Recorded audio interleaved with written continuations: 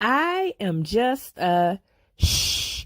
Before you get ready to let that slip out of your mouth, I am just a phlebotomist. Check out today's episode. You are going to be amazed when you hear all the things that a phlebotomist can be. Have you ever dreamed of owning your own mobile phlebotomy program or your own phlebotomy school? Thought about being a business owner and using your phlebotomy expertise?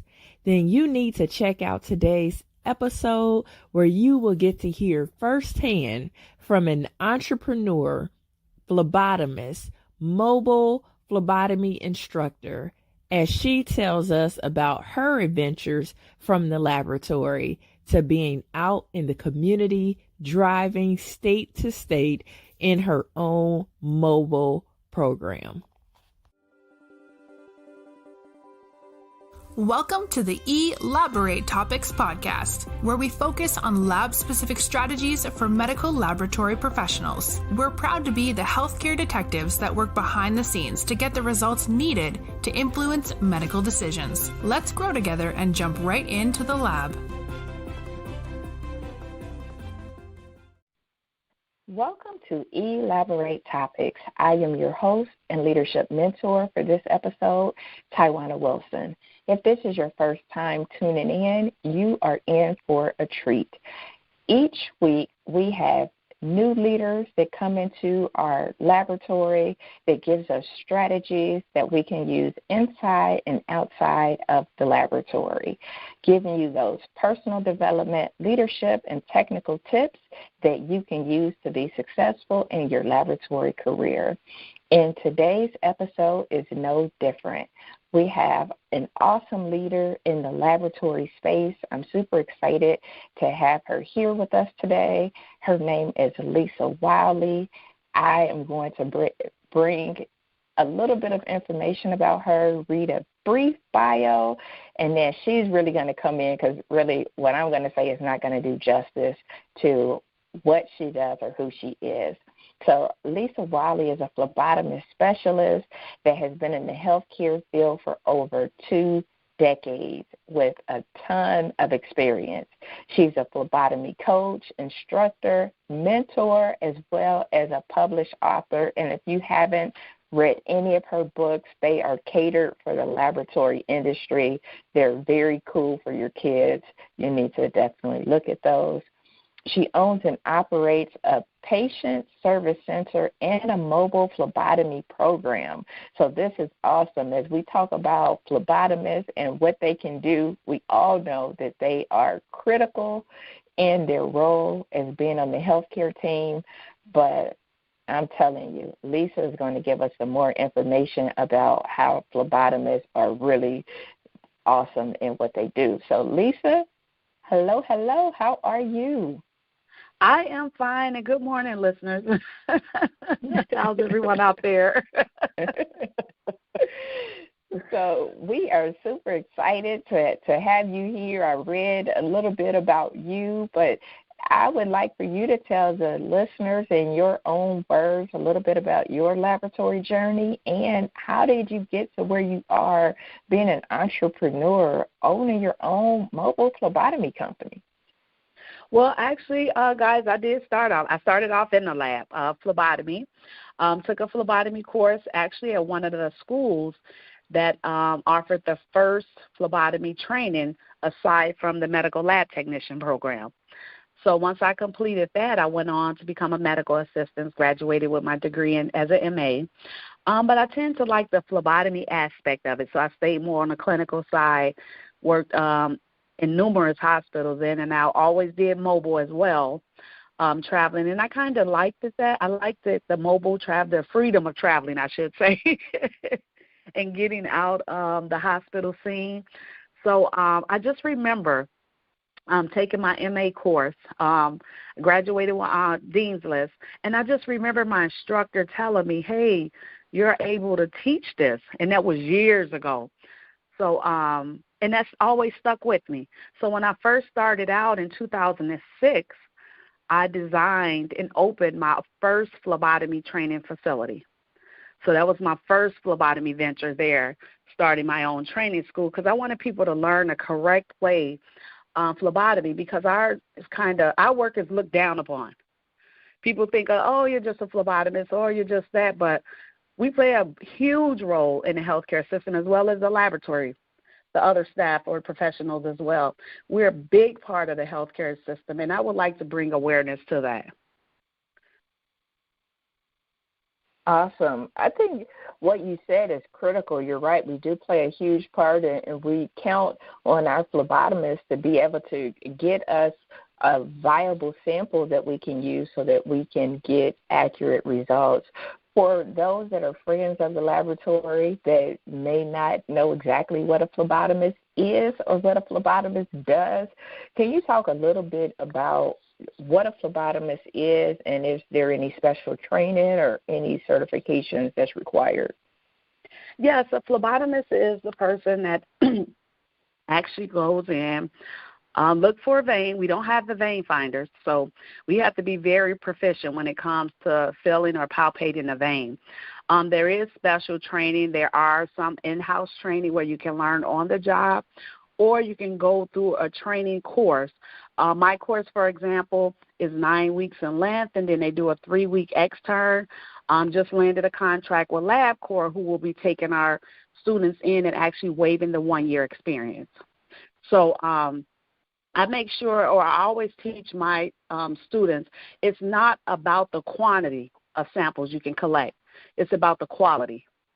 Because if you can collect 50 samples and if none of them are good, you haven't helped at all. So I'm very specific. I do follow CLSI standards when it comes to collection, because that's very important. A patient diagnosis and treatment is actually in our hands.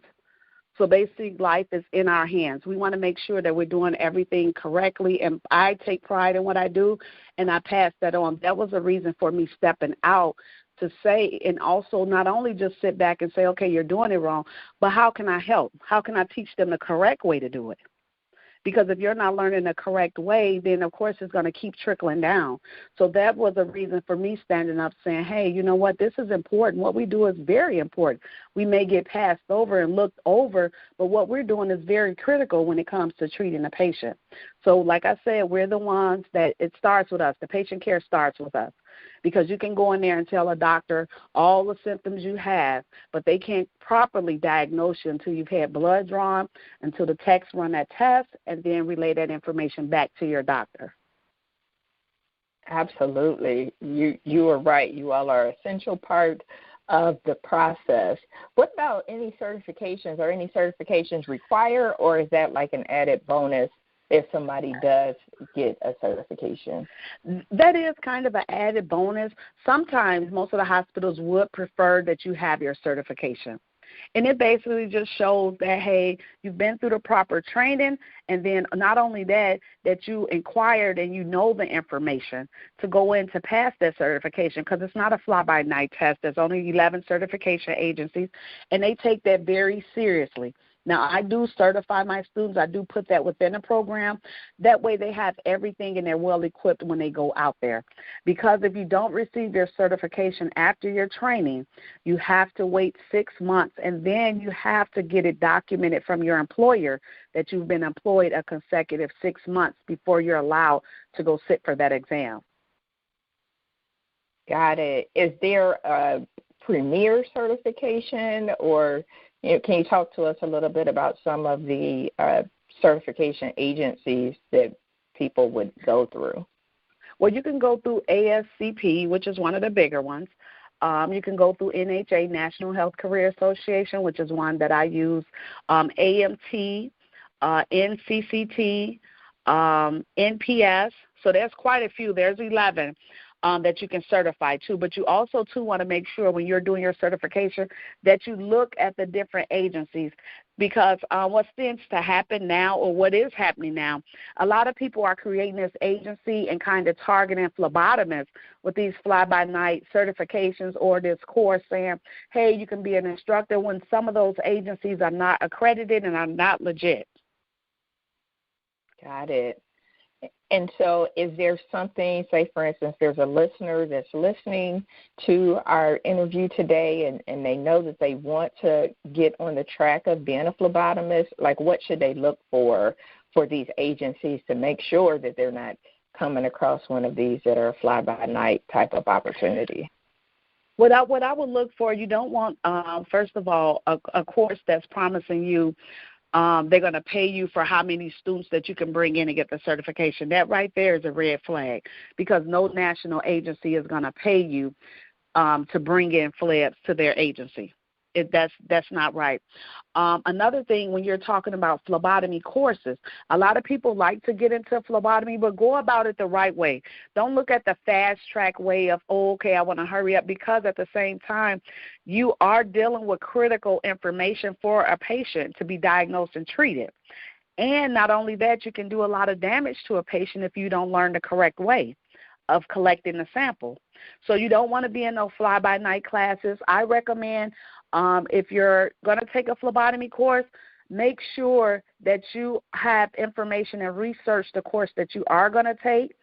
Talk to some former students to see how they like the class, look at the job placement, and talk around to the different hospitals, too, that you're interested in. Do they have credibility amongst these healthcare providers to know that, okay, once I graduate, I'm going to be able to go and get a job at this particular facility? Those are great. And then those are really great questions. You're right. It's all about the questions that you ask, and I love that, interviewing some of these facilities that you will be interested in working in before you even embark on that training. I thought that was awesome. So what skills and strengths do you feel are important to be successful as a phlebotomist? Because I'll tell you, early in my career and part of the training to be a medical laboratory scientist or medical laboratory technician, you do have a brief stint in phlebotomy. And for me, I love working with people. I love the people, but I could never get my confidence up. And I think because when I did my clinicals, I was inside of a VA. It was like there was all difficult draws. I would go upstairs in the morning for the AM draw. And because I didn't get my confidence up, I was like, okay, I don't want a role in which I have to do phlebotomy. So there are skills and strengths that come with being a phlebotomist, especially being a good one. And so what skills and strengths do you feel are important to be successful? I'm going to touch on that. I'm glad you said that, because that's what ended up happening. A lot of people are like, that is not for me. I'm not going to do phlebotomy. I think the skill that's important, especially starting off new. What I tell the students, because I have them in class, so I feel like in class what's very important, number one, we do steps. I'm going to just say steps when it comes to phlebotomy. They learn it early on in class versus me waiting to the end of class. So that's number one. And they have a practice take-home kit that they're constantly drawing and drawing and drawing. We have the other arm, so when they come in, they can draw and get specimen. But I think it's most important when they're in class, they kind of get over that fear once they see the blood sample finally go into the tube. Now, the next part of going out into your extern to build that confidence up, I always tell them you're going to be paired with somebody. Don't shy away from the draw once you get comfortable with the person that's showing you around. Sometimes challenge yourself to step up and say, let me do that. Not only that, if your facility is safe for if your facility doesn't draw babies, but the phlebs don't draw babies, but always ask the nurses, you always can talk to your coworkers and ask your colleagues, hey, can I just come up and watch you? I know we don't do it, but let me just watch the technique. Mm-hmm. So I always tell people that'll build you up too, especially when you're training with someone.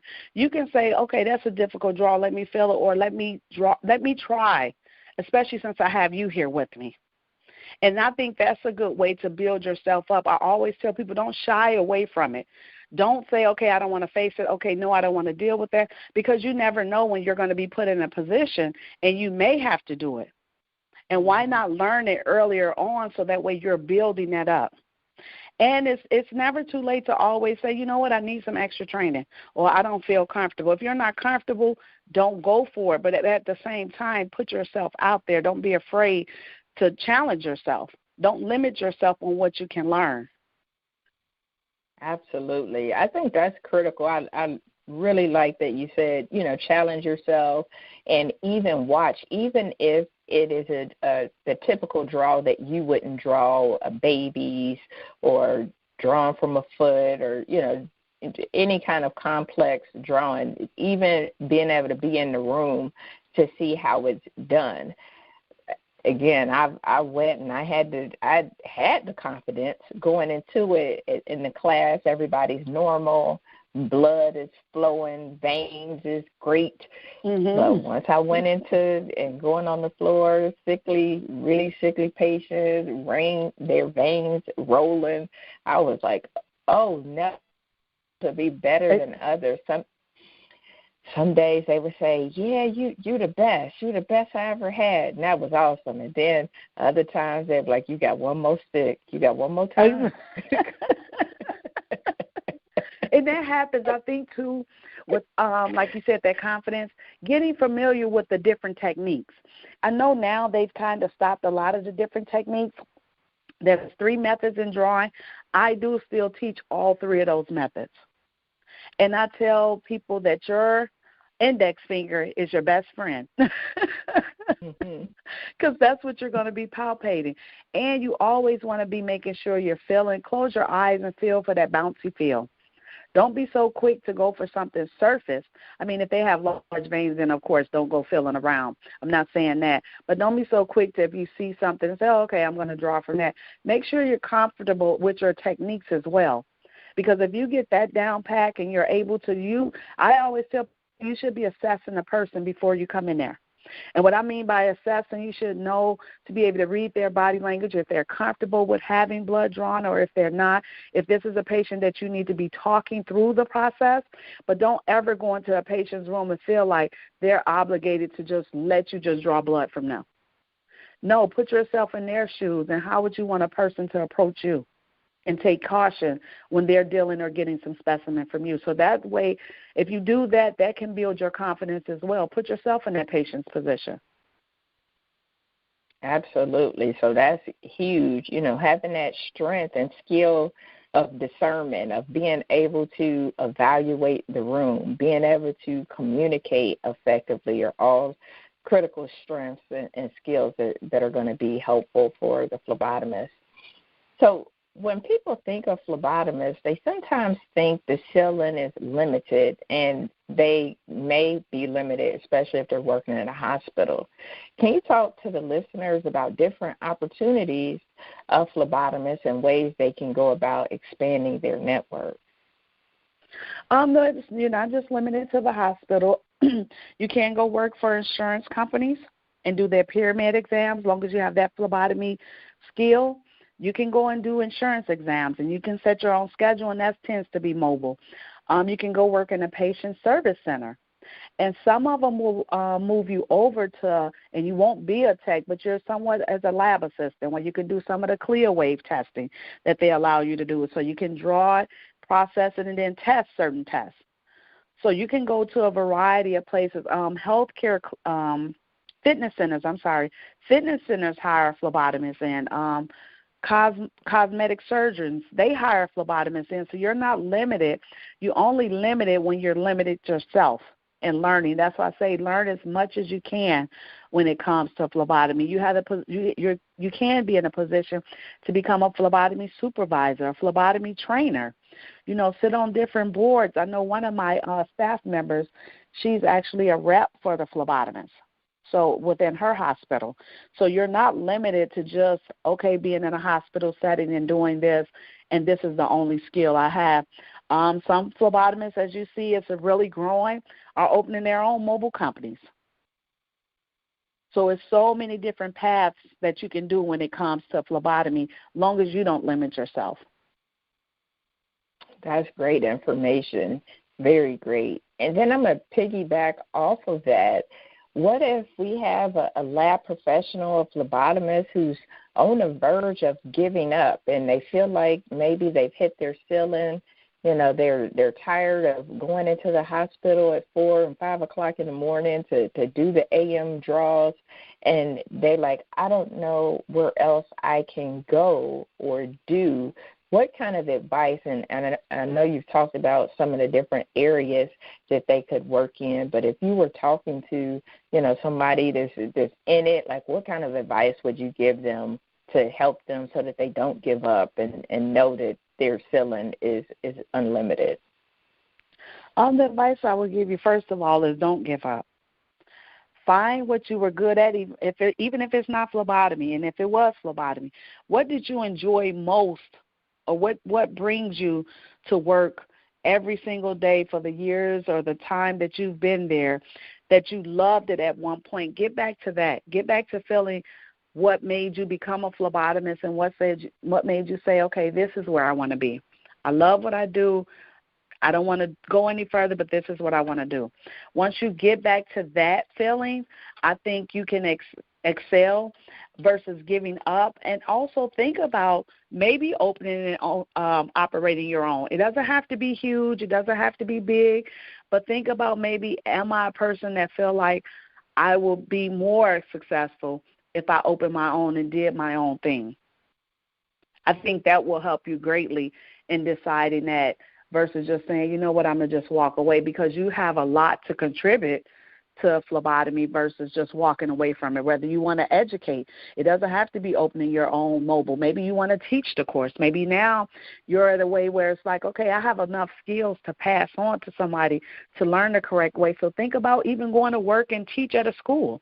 Even if you don't want to open your own, think about sitting at a facility saying, okay, I can help you navigate through the phlebotomy process. I did it for this many years. I feel like I have a lot of information to contribute. So it doesn't have to be about opening your own, but get back to what brought you to that point where, okay, this is what I want to do and this is what I love doing, because you do get burned out.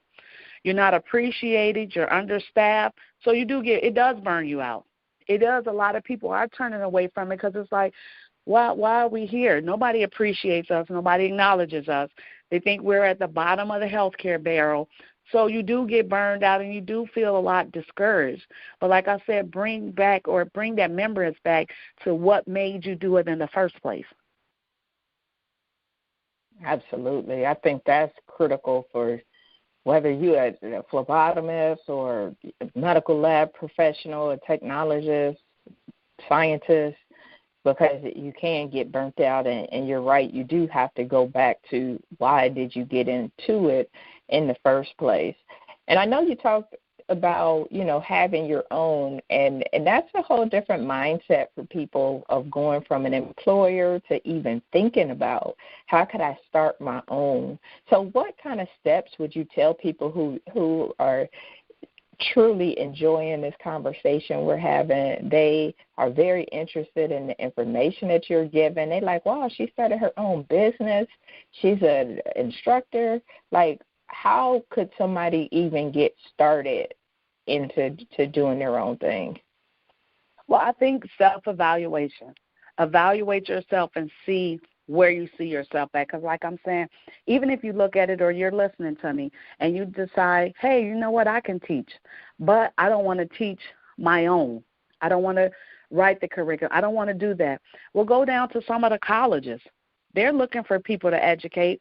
Ask around in your hospital. Sometimes the hospitals are looking for someone to educate their phlebotomists too in-house versus just having someone and they're just going through fly-by-night and passing through. So if you don't think of it as an aspect of owning your own, there's always a position available. And sometimes you can go work before you decide if you want to venture off onto your own. Now, when it comes, I do recommend having experience with it. I'm not trying to discourage anyone, but I'd rather prefer you to have experience or be experienced with a whole bunch of different stuff, because then your students can relate to you. Your students can relate to you, and not only that, if you're going out on your own, the patient can relate to you. And you're confident, because if you look at it from a mobile phlebotomy aspect, there's no one else to go back out there and draw the patient if you miss the patient. So that's why I'm saying make sure you have that experience and that confidence. Don't just jump in it, but do it as a self-evaluation. and say, okay, can I see myself, or do I see myself owning my own, or would I like to contribute in a way where I'm working for someone, but I'm still contributing that information? Awesome. Lisa, you've been able to do a lot in your career, and you've even written 6 books educating young readers about blood collection and blood donation, COVID, and laboratory heroes, and it's pretty exciting. I mean, you've developed the characters and everything. So can you tell the listeners a little bit about your books and your source of inspiration for writing them? Yes, the books are designed. I had a blood drop, and I just remember taking my kids to the doctor always, and even to this day, they're adults now. They always like, Mom, I fear it, I want you to draw my blood. That's what I got a lot from a lot of family members. Hey, we're going to come in. I want you to draw blood, So, and then when I looked around, I seen, once again, my biggest thing, I love what I do. I love the lab. I love the lab professionals, and I love phlebotomy. So with that, I looked around and I've seen, okay, there's books that talk about going to the doctor, going to the nurse, but there's nothing specifically telling kids about going to the laboratory, having blood drawn. When people think of lab, everybody shy away from us. It's like, oh my goodness, they're going to be drawing my blood. I hate it, Or kids, they can scream before they even get down there. It's like a needle. But what I've learned over my years in drawing, if you can talk to the child and even sometimes the parent and explain to them the process of what's going on, then people are more amped to let you to draw their blood.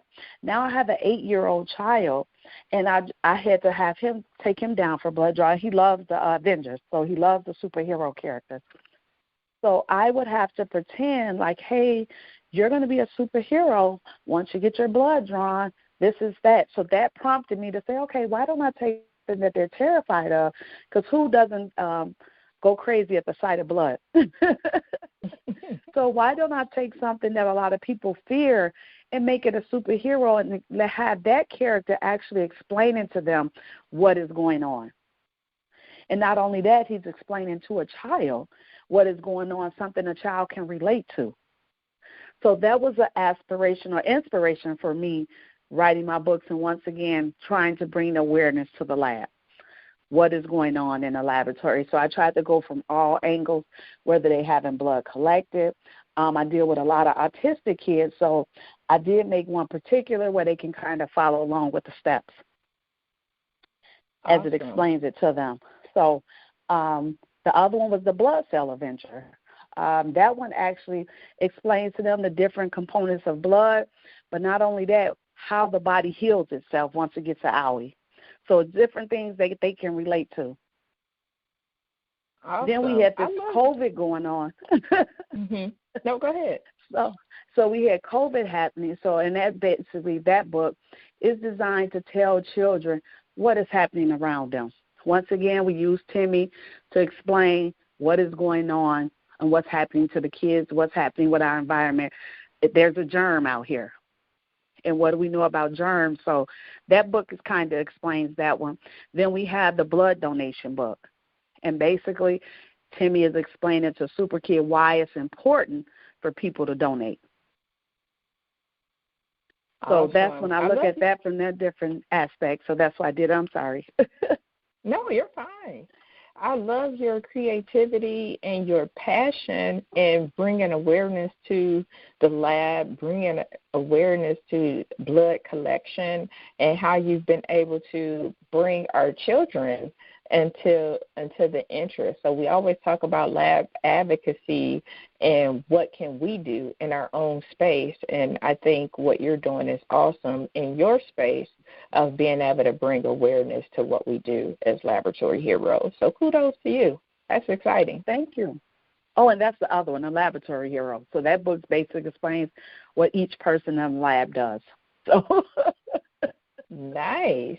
So where can people find these books and support your initiatives with that? Where can they get the books, copy of the books?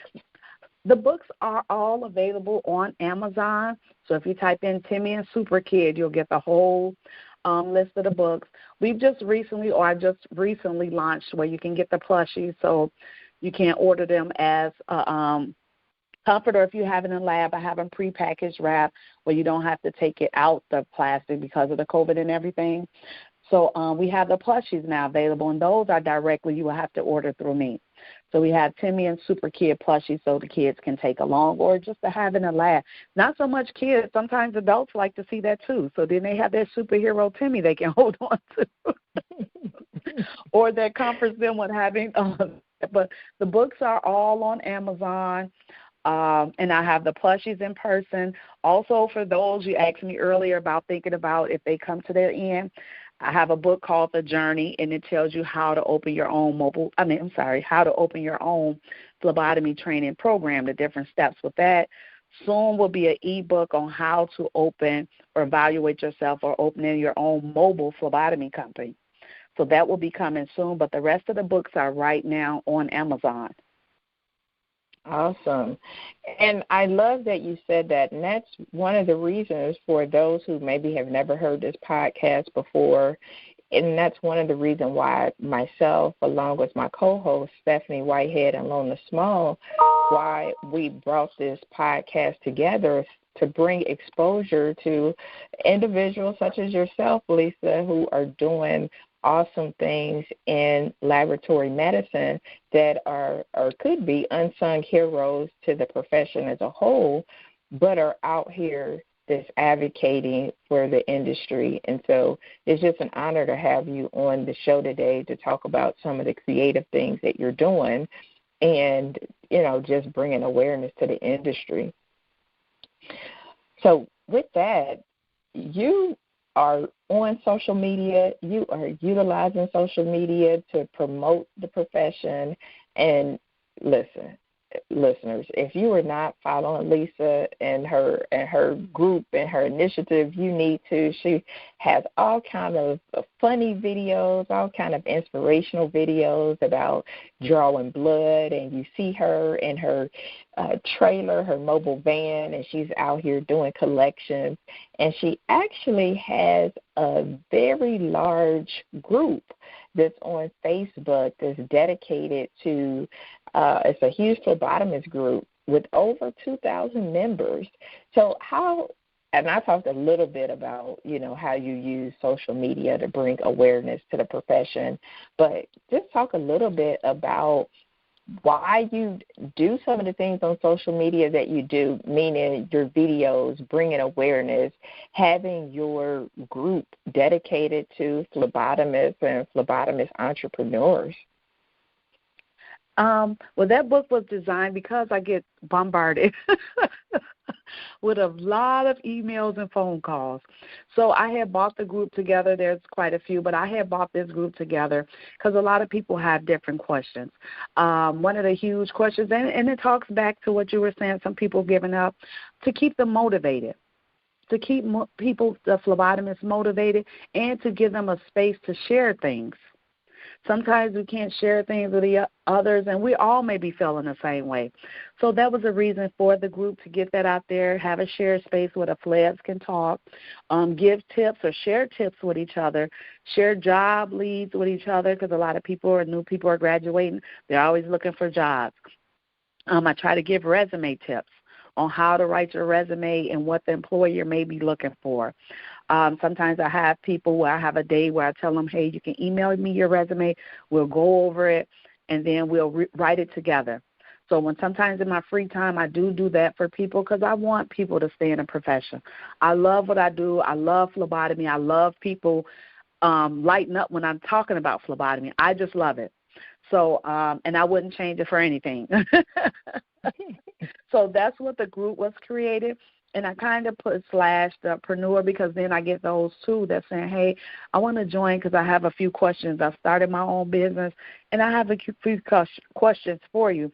And that way I can answer their question, and it's not just me and that person seeing it, but there's a variety of people seeing it. If they can't reach me, they're still able to go back in a group and get that question answered if that was something they were looking for. So that was the purpose of me creating that space right there for the Phlebs. Awesome. So as you hear, listeners, you hear how Lisa went and she felt the need. There was a need, and she was able to fill it. So I know a lot of time we get listeners that ask, like, what can I do in my space? What can I do to make a difference? And Lisa's a prime example. You start with where you are. You start with your passion to serve. And whether that's being a phlebotomist or taking those skills to move into entrepreneurship, whether that's your abilities as a technologist, as a scientist, whether that's your abilities as a pathologist, or any other member of the laboratory team, you can start making an impact where you are. There may be a group that you need to start that need your expertise. And so, Lisa, I thought that was awesome because your group is vibrant. I am a member of your group, so thank you for letting me join. And you all are vibrant. You could tell that the members are engaged and getting information. They're sharing. You know, this is what I've come across. I'm getting ready to launch my school. Here are things that I'm doing as a phlebotomist, and it's just awesome. And they have a great leader. You could tell in the passion that you have in your voice that you really enjoy what you do. Well, thank you so much. I really appreciate you inviting me on, too. I appreciate you being on, and I appreciate being able to share your story and what you're doing, the good work that you're doing with the audience. And I know that it probably wasn't an easy journey. So can you share with the listeners a little bit about what has success taught you as you went on and have a successful career that spanned 2 decades? What it has taught me is to be humble. Always be humble and always be willing to learn. You can never say that you know everything. So always be open to learning, and not only that, learning new things in what you're doing. So that's what I feel success has taught me. And then building friendships, building a variety of friendships, not afraid to give information as well as receive information. So that's what my success has taught me. And like I said, building these friendships. So you reached out to me, so it must have been something that you've seen just by looking to have that friendly saying, okay, she has a good vibe. So I'm going to reach out to her and talk. So that's what I've learned with my success is, like I said, being humble and always willing to learn something new. Awesome. Being humble and open are huge, and learning something new is critical because we should always be learning and growing. And as I always say, growth is intentional. You don't just wake up and be like, whoo, I grew. I mean, unless you are a kid, and yeah, you may be growing in your sleep, but as an adult, growth is intentional. So what are some of the things that you do for your own professional and personal growth? Well, do a lot of reading. So I do a lot of reading, and I'm constantly reading over the same thing. Another thing I do, especially since the phlebotomy world, I read a lot of the phlebotomy books that are being brought out just to determine which ones is right for the class. So I do a lot of phlebotomy reading, and I try to stay up to date on everything that's going on in the field and getting to know majority of everyone that is in my space as well. I try hard to do that, but reading is my number one in learning. Got it. Are there any conferences or anything that people can go to and continue to learn that way as well? I don't see, and I've been looking tirelessly, I don't see a lot of conferences being put together, at least just for the phlebotomy aspect of it. I don't see a lot of conferences with that. And, yes, people are probably asking me why I don't put together, right, listeners? But that'll be something I'll do later on when time allows it. But I don't, and I'm glad you asked that question because that would be something I would love to see. I would love to see conferences put together for a phlebotomist, and believe me, I've been in a talk with that. I've had a lot of people reach out for that. Well, put it into the atmosphere. You never know. Maybe that's something we should talk about offline and make it happen. Maybe that's something we can speak into 2022. Who knows? Exactly. Yes, I would love to do that. Awesome. So as we get ready to wrap up here with our interview here shortly, what's an unknown fact that people might not know about you that you would like to share? I always like to, continue to bridge that connection with our guests and the listeners. So, people know that you are an entrepreneur. They know that you are a phlebotomist by background. They know what they might see on social media, but what's one thing that they may not know about you that would be interesting? Well, actually, I thought I would be an attorney, so that's one thing. But I've been in healthcare and exceeded. That's something I didn't know about myself. Mm-hmm. I love music. I was a huge, huge Prince fan. So that would be the reason, actually, for me moving to Minnesota. So now you guys have an insight. I was a huge Prince fan. So, and then, like I said, I love music. I love all kinds of music. I think it's soothing to the soul. So even when I'm working, I'm in here and I have a little music playing. So I love that. And I am a people's person. And a reason being probably I'm the oldest of 13. No, my mom had no twins, so I'm the oldest of 13 siblings. And I am very, very free-hearted. I'm always giving, and it's probably because I'm the oldest of 13. So I always feel like I have to take care of someone or look out for someone. And that probably was great for you in your role as a phlebotomist and feeling like you have to look out, because that's one of the things that really phlebotomists, they do. I mean, they look out, for the patient, but then they make sure that they have a viable specimen for the technologist team to be able to work with. So having that giving heart and spirit. So that's probably another reason why you really enjoy what you do and were very successful in your role as well. Yeah. So how can the listeners get connected with you, stay connected with you, and follow you on your journey as you were out? Like I said, your videos just crack me up, and it's like, we are awesome. So I love to see them and see you in your mobile van, and it's awesome to watch. So how can the other listeners get the same experience that I'm getting? Okay. Well, we are on Facebook, so you can join the Facebook group. It's the Phlebotomist /Phlebpreneur. Or I'm on Instagram, LinkedIn, and Twitter as Lab Team Assistants. So if you want to stay connected, you can follow me on any one of those sites. And you want to follow me because we'll be giving away some books here. If you're working with children, we would like for you to be working with children. So we can give you some good books to keep in the laboratory. And then some of the winners will get the Timmy and Plushie. Timmy or Super Kid Plushie. So make sure you're in those phlebotomy groups or following me on Instagram at Lab Team Assistants because we're going to be doing those giveaways soon. Awesome.